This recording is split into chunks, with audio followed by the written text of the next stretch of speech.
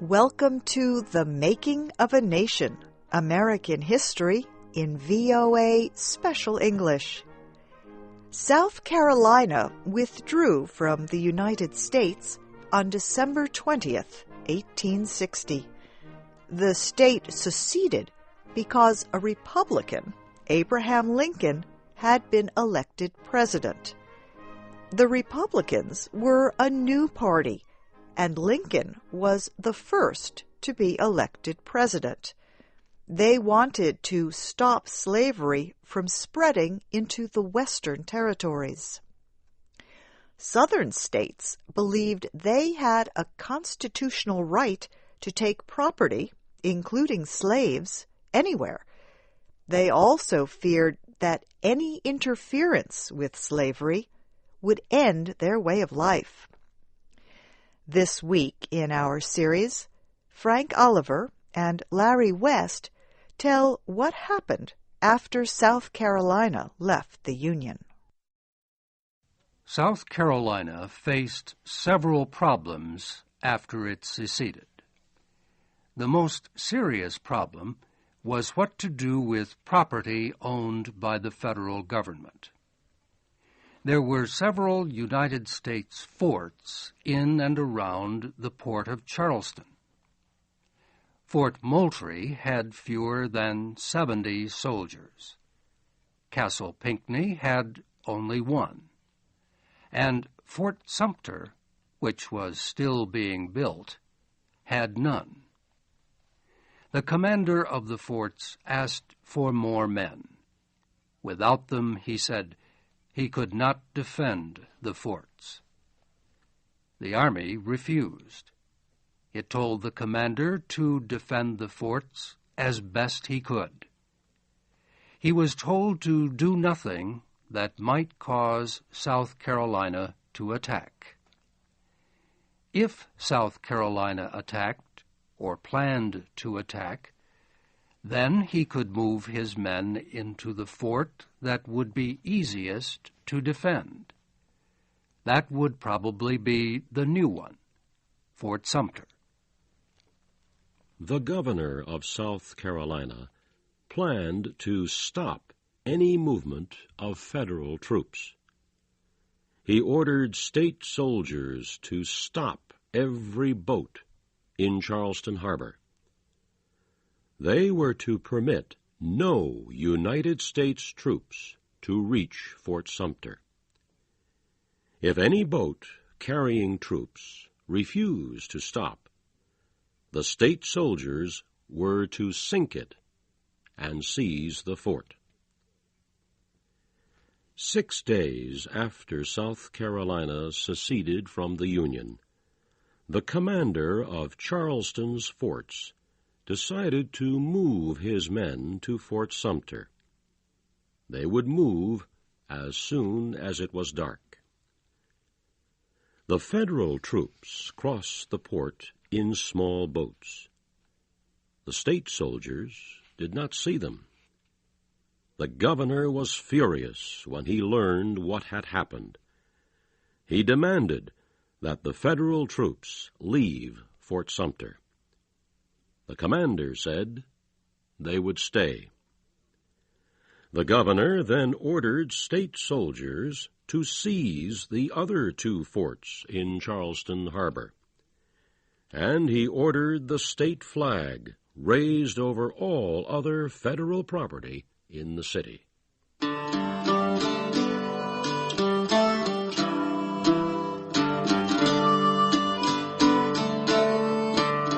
President James Buchanan, who would leave office in just a few months, was forced to deal with the situation.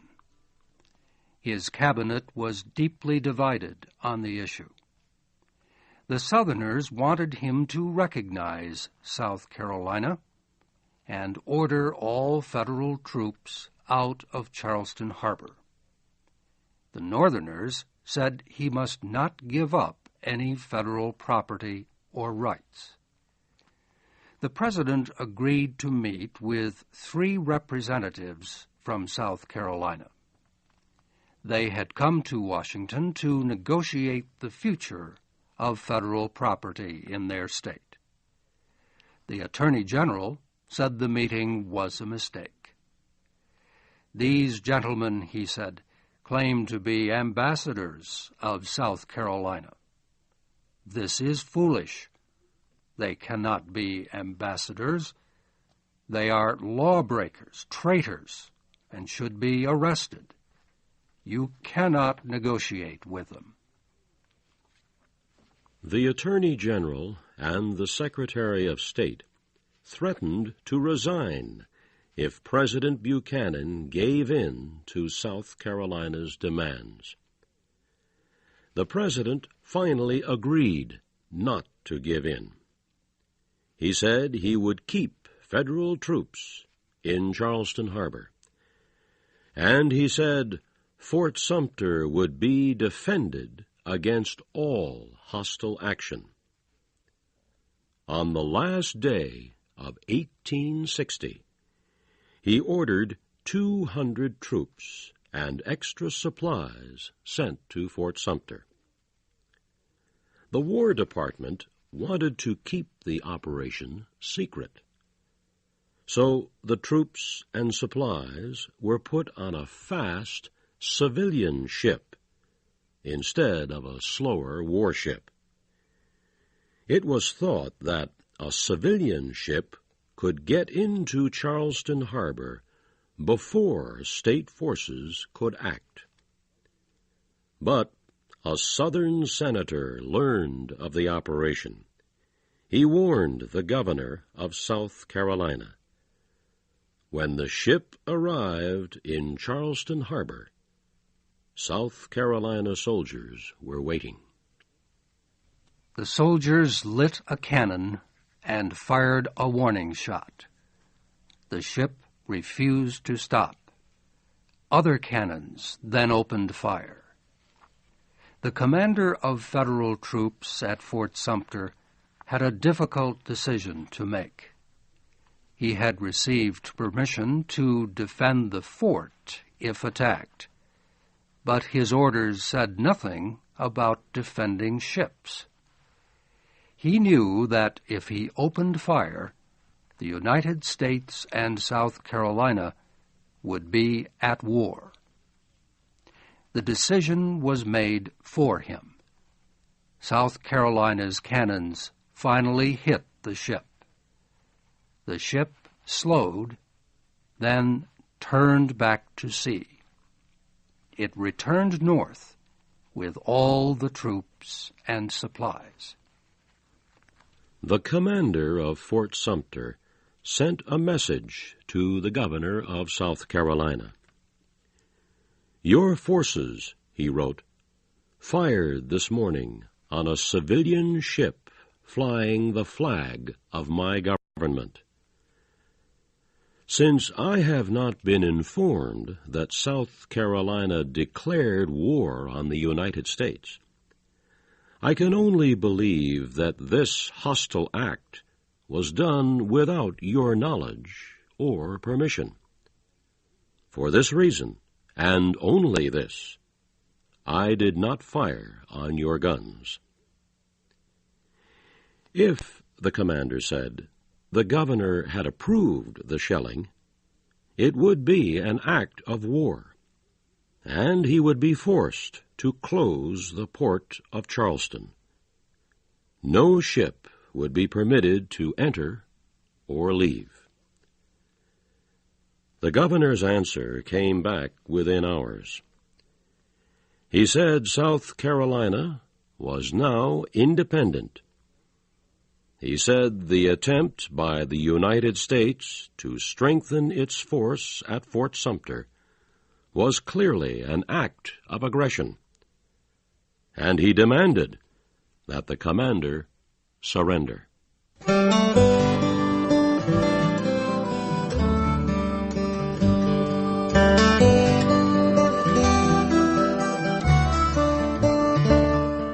During the crisis over Fort Sumter, Congress tried to find a compromise that might prevent war. Lawmakers proposed a new line across the country. South of the line, slavery would be permitted.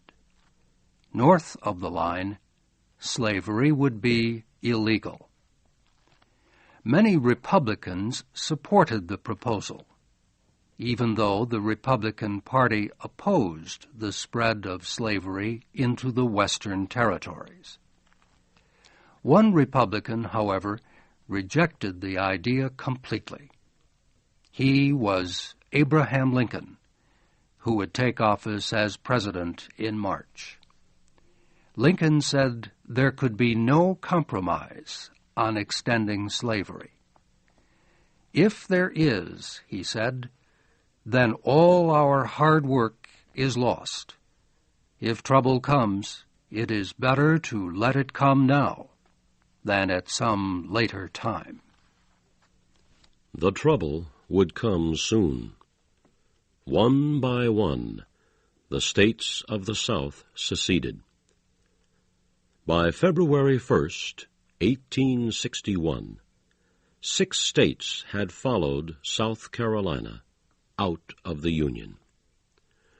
A few days later, representatives from the states met in Montgomery, Alabama. Their job was to create a new nation. It would be an independent republic called the Confederate States of America. The convention approved a constitution for the new nation. The document was like the Constitution of the United States, but with major changes. The Southern Constitution gave greater importance to the rights of states, and it said there could be no laws against slavery. The convention named former United States Senator Jefferson Davis to be President of the Confederate States of America. Davis did not want civil war, but he was not afraid of it. He said, "Our separation from the old Union is complete. The time for compromise has passed. Should others try to change our decision with force, they will smell Southern gunpowder and feel the steel of Southern swords." Jefferson Davis left his farm in Mississippi to become President of the Confederate States of America on February 11th. On that same day, Abraham Lincoln left his home in Illinois to become President of the United States. As Lincoln got on the train that would take him to Washington, he said, "I now leave, not knowing when or whether ever I may return. The task before me is greater than that which rested upon our first president. Without the help of God, I cannot succeed. With that assistance, I cannot fail. Let us hope that all yet will be well."